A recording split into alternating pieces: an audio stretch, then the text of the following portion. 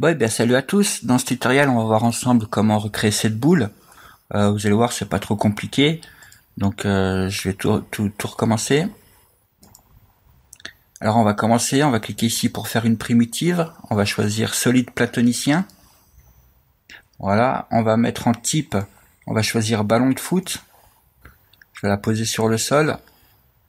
Et maintenant, on va la transformer en objet éditable. Donc, on clique ici ou on appuie sur C. On va se mettre en sélection de facettes. Et on va sélectionner toutes les faces comme ça. Donc c'est celles qui ont 5 côtés.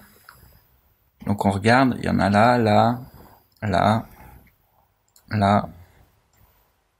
Donc je les sélectionne toutes et je vous reprends.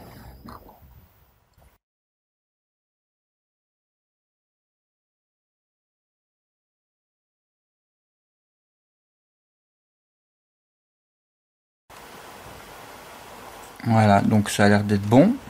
Quand vous avez tout sélectionné, on fait clic droit, on fait extrusion. On clique dans le vide, on extrude. Donc faites la taille que vous voulez. En fait, ce sera la taille de votre boule à la fin, le diamètre. Donc je vais faire cette taille-là. On refait une extrusion assez petite, un peu plus petite quoi. Donc ça sera l'épaisseur de la boule en fait, des bords de la boule. Donc je vais faire comme ça. Maintenant on va dans sélectionner, étendre la sélection. C'est le raccourci UY. Du coup ça a étendu la sélection. On fait UI pour inverser la sélection et on fait supprimer. Si ça marche pas UI, vous pouvez aller ici, vous faites inverser et ça va inverser la sélection. Et après vous appuyez sur la touche supprimer, ça supprime. Maintenant, on va fermer tous les trous ici. Donc on va se mettre en mode ligne. On fait clic droit, fermer le trou polygonal et on clique comme ça et ça ferme automatiquement les polygones. Donc on les fait tous. Ça va assez vite. Voilà, normalement c'est bon. Ensuite, on va se mettre en sélection de face. On fait UL pour faire une sélection par boucle. Donc vous allez ici, sinon vous allez dans sélectionner par boucle. Et on va sélectionner donc toutes ces boucles ici.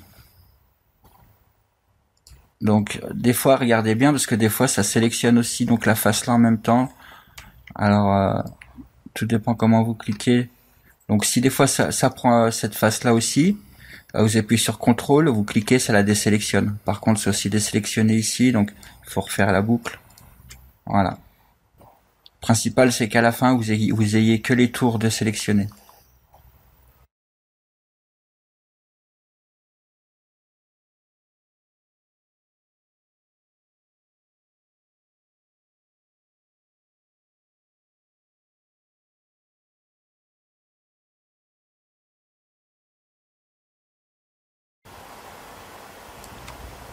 Donc voilà, j'ai tout sélectionné, ça a l'air bon. Donc une fois quand vous avez tout sélectionné, on fait clic droit, extrusion matricielle. Là on va mettre 4 étapes. Vous mettez autant d'étapes que vous voulez. Moi j'ai trouvé qu'avec 4 ça marchait plutôt bien. On va mettre ici mise à l'échelle, je vais mettre 100 partout.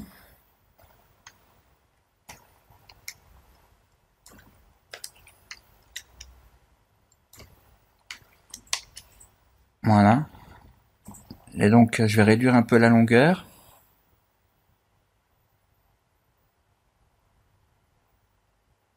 Voilà, vous voyez, là ça se croise comme ça. Donc je vais m'arrêter là parce que à 19, ça va encore. Bon je vais mettre 19, on va voir. Et maintenant, il faut jouer sur les angles de rotation. Donc X à 10, c'est pas trop mal, ça fait la forme de la sphère, on voit. Hein.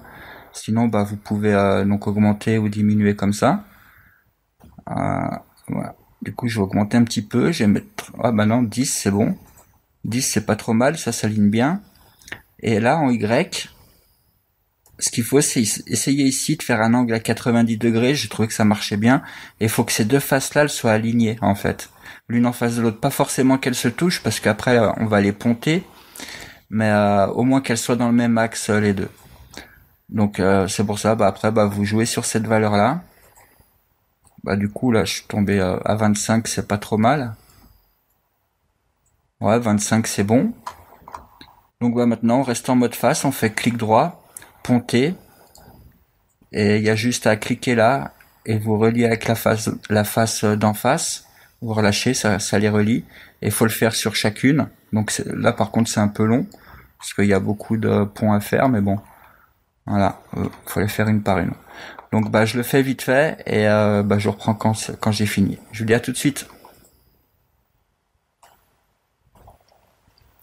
Voilà, bon bah j'ai tout sélectionné. Donc maintenant on prend le solide platonicien, on laisse la touche Alt enfoncée. Euh, on clique sur subdivision, pardon, ici, cette icône. On laisse Alt enfoncé. Voilà, ça le met dans la subdivision. Je vais augmenter un petit peu le nombre de subdivisions. Je vais mettre 4.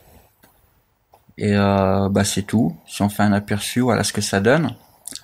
On peut, vu qu'on a toujours nos contours de sélectionner, on peut se mettre en mode face ici, prendre l'outil de mise à l'échelle et bah ou les réduire ou les augmenter, ça change un peu la forme de l'objet. Voilà. Ça, vous voyez, ça fait une petite bosse comme ça maintenant. Donc moi je vais laisser à plat. Je vais juste dupliquer ça. Donc j'en ai un deuxième. Le deuxième, je vais lui faire une rotation. Je me mets en mode objet ici.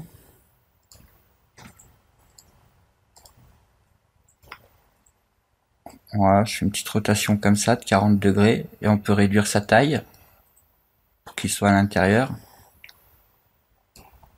On va faire deux couleurs.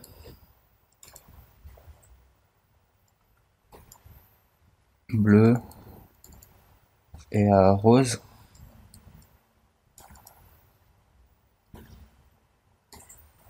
Voilà. On peut ajouter une lampe.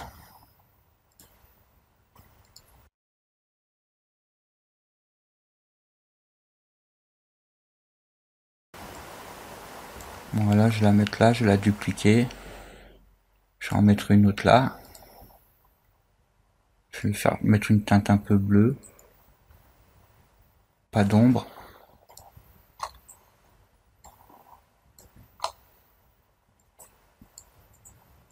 Donc voilà, un petit tuto bah, assez rapide, hein, pas très compliqué, mais bon, ces formes-là, ça peut être utile, par exemple pour X particules, vous pouvez vous en servir comme du coup comme émetteur, vous allez mettre des particules depuis la surface là, ça peut être pas mal, ou avec le modifier, modifier follow surface, pareil, vos particules elles peuvent suivre donc ces surfaces avec des trails et tout, ça rend pas mal.